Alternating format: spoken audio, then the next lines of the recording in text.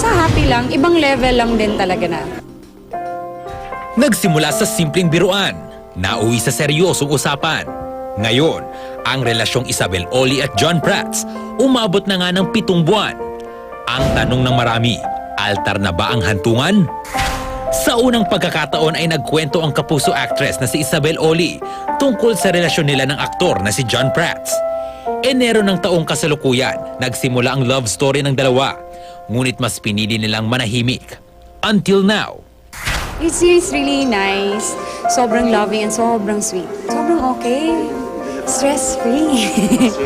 Sobra. Yung alam mong nasa trabaho ka, alam mong, alam mo yun, yung makakonsentrate ka, focus ka sa work mo. He's so supportive.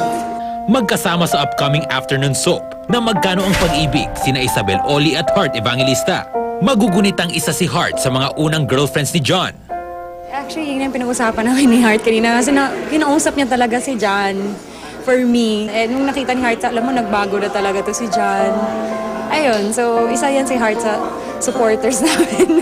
Ito nga lang yung relationship din siguro na pauusapan namin yung mga exes namin na hindi kami nag-selos at nagagalit. Both John and Isabel have been through tough times in the love department. Ngunit ngayon, tila seryoso na nga ang dalawa.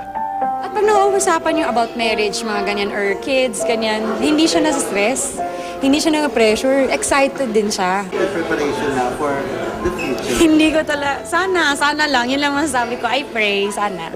Samantala, nadawit ang pangalan ni Isabel sa isyong kinasasangkutan ni Jackie Forster at ng mga anak nitong sina Andre at Kobe Paras. As co-host of GMA News TV Sports Pilipinas, nagkaroon ng pagkakataon si Isabel na makuna ng video sina Andre at Kobe para sa kapatid ni John, who's a big fan of the brothers. Gayunman, matapos i-post ay sari-saring negative comments ang natanggap nito mula sa mga kaibigan at supporters ni Jackie.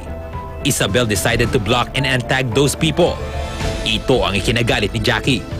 It's my Instagram. I can do whatever I want. Kung may na-untag man din ako doon at na-block talaga, it's because paulit-ulit na sinasabi at may mga ibang mga foul din na sinasabi sila. Hindi to lugar pang nega. Alam mo yung walang away dapat kasi pang sa isang tao to para mapasaya siya. Parang ganun. So tinanggal ko. Hindi ko rin din alam kung saan nanggaling din yung galit niya.